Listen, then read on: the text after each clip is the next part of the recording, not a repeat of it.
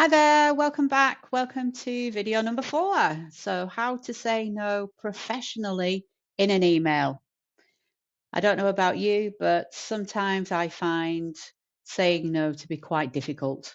And so, what I'd like to do in this video is just show some examples of short emails where you can say no and explain yourself without upsetting anybody, because that's the last thing we want to do. So, firstly, I'm at capacity basically means that you are explaining why you can't do something, why you're saying no, and because you are genuinely busy. So, as you can see on the left hand side, got a short email. Hi, Dexter. Thanks for thinking of me for this. I'd love to help, but I'm at capacity with my current commitments, and I wouldn't be able to give this the attention it deserves. Could you revisit this in 3 weeks, or is there someone else who might be better placed to help right now? 2 things. First of all, it's very short. You've thanked the person for thinking of you, but what you've also done is you've highlighted that if they can wait, that you will be available in 3 weeks' time to be able to help them out.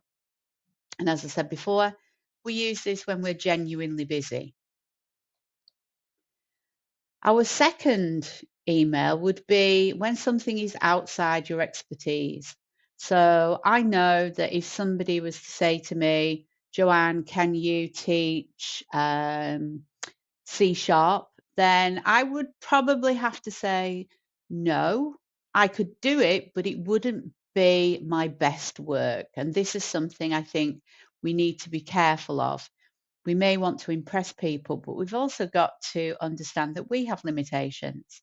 So, again, hi Dexter, thanks for reaching out.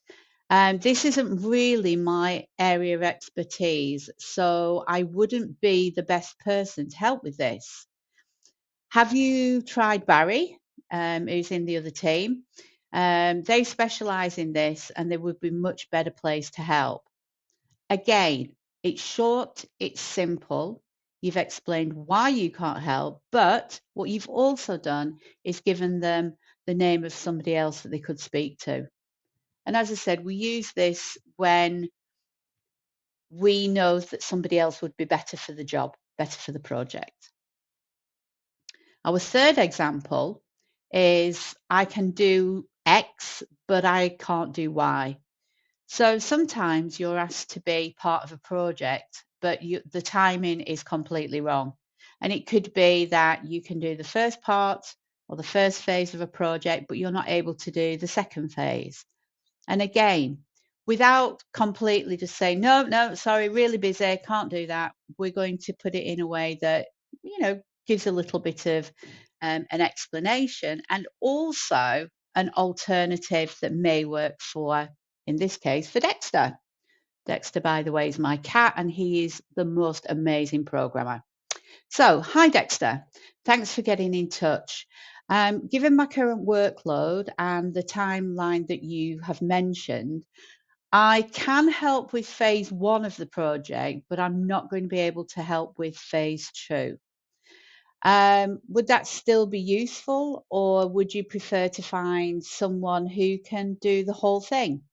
Again, you've given an alternative. You've said what you can help with and what you can't. And you've also asked, do they still want your help, or do they want somebody who will be involved in the whole project? Like I said, use this when you can do part but not the other, but give the person who's asking the option to go with another person. The next one would be, I can do it, but I can't do it right now. We're going to have to wait. So, for example, again, Dexter, I think this is a great idea. I would love to be involved. However, with my current priority, specifically the NASA project, that's me just hoping one day, I can't commit to this until the handover, which is going to be 2 months' time. You could put a date in there. If that timeline works for you, then I am definitely interested. If you need someone sooner, then I completely understand. And again, You're going to use this when you know it's a great idea and you really want to be part of it, but the timing's just slightly off.